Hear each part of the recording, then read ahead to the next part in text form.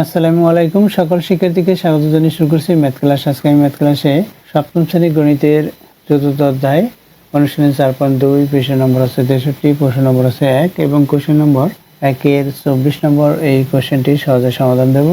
এখানে দেওয়া আছে প্রথম রাশিকে দ্বিতীয় রাশি দ্বারা ভাগ করো, তাহলে আমরা লিখতে পারি দেওয়া আছে বা প্রদত্ত রাশি নম্বর 24 দেওয়া আছে, কি দেওয়া আছে সেটা অপরিবর্তিত অবস্থায় তুলি। দেখো এখানে রাশি দুইটিকে অপরিবর্তিত অবস্থায় তুলতে হবে। এখানে 4a to the power 4 plus b to the power 4 minus 5a square b square. দ্বিতীয় রাশি কি 4a square minus b square. দেখো রাশি দুইটির প্রথম রাশি এর ঘাতের ক্রম অনুসারে লেখা নেই, সুতরাং প্রথম রাশিকে এর ঘাতের ক্রম অনুসারে লিখে পাই। এর ঘাতের প্রথম রাশিকে এ এর ঘাতের ক্রমানুসারে লিখে দেই। দেখো এখানে 4a টু দ্য পাওয়ার 4 এরপর লিখতে হবে তৃতীয় পদ, এখানে 5a স্কোয়ার b স্কোয়ার, এরপর হচ্ছে plus b to the power 4। এটা হচ্ছে প্রথম রাশি।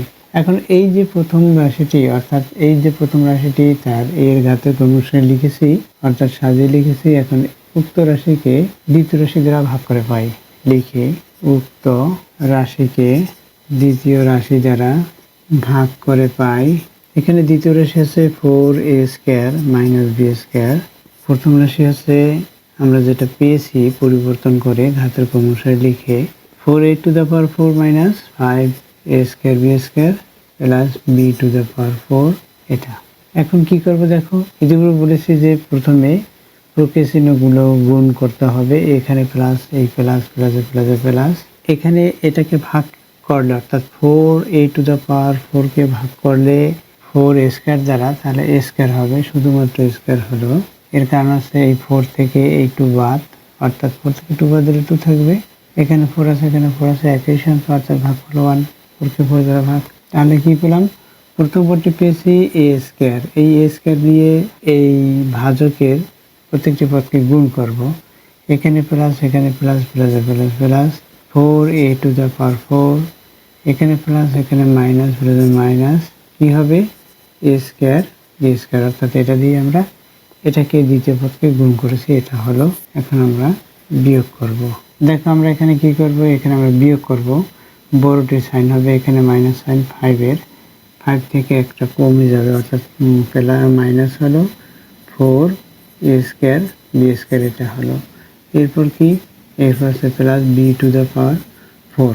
এখন কি করব, এটাকে আমরা এই প্রথম পদ দিয়ে ভাগ করব। দেখো a স্কোয়ার, এখানে স্কোয়ার দিয়ে স্কোয়ারকে ভাগ করলে ভাগ হলো 1, 4 দিয়ে 4 কে ভাগ করলে ভাগ হলো 1। সেই 1 যদি b স্কোয়ারকে গুণ করি, অর্থাৎ এখানে মাইনাস হবে, যেহেতু এখানে প্লাস, এই মাইনাস মাইনাস, কি হবে, এটাকে ভাগ করলে 4a স্কোয়ার দ্বারা, দেখো 4a স্কোয়ার বাদ শুধুমাত্র b স্কোয়ার থাকবে, আর এখানে প্লাস মাইনাস হলো, তাহলে b স্কোয়ার লিখলাম। দেখো তাহলে কি পেলাম আমরা, এখানে প্লাস, এই মাইনাস মাইনাস, এটাকে যদি আমরা 4a স্কোয়ার দ্বারা ভাগ করি তাহলে কি হবে, মাইনাস b স্কোয়ার হবে, এই মাইনাস b স্কোয়ার হলো। এখন এই মাইনাস, এখানে plus plus minus b square দিয়ে এখানে গুণ করবো, তাহলে কি হবে 4a স্কোয়ার b স্কোয়ার, এটা হবে। কারণ এখানে b স্কোয়ার আছে, এখানে a স্কোয়ার আছে, তাহলে 4a স্কোয়ার b স্কোয়ার হলো। এখানে মাইনাস, এখানে প্লাস, মাইনাসের সাথে এখানে মাইনাস, এখানে মাইনাসের সাথে মাইনাস গুণ করে প্লাস হয়, b টু দ্য পাওয়ার 4 হয়। এখন প্রক্রিয়া চিহ্ন পরিবর্তন করব, এখানে মাইনাস হলো প্লাস, এখানে প্লাস হলো মাইনাস। এখন কি, এটা থেকে এটা বিয়োগ, এটা থেকেও এটা বিয়োগ, অর্থাৎ বিয়োগফল কত, এখানে 0 হলো, অর্থাৎ ভাগশেষ 0। ভাগফল কি এটা, অতএব নির্ণয় ভাগফল, অতএব নির্ণয় ভাগফল কত, এখানে a square minus b square, এটা হলো নির্ণয় ভাগফল। এটা উত্তর। আশা করছি বুঝতে পেরেছো অঙ্কের সমাধান কিভাবে করতে হয়। এতক্ষণ ম্যাথ ক্লাসের সাথে থাকার জন্য সকলকে ধন্যবাদ জানিয়ে আজকের মতো বিদায় নিচ্ছি।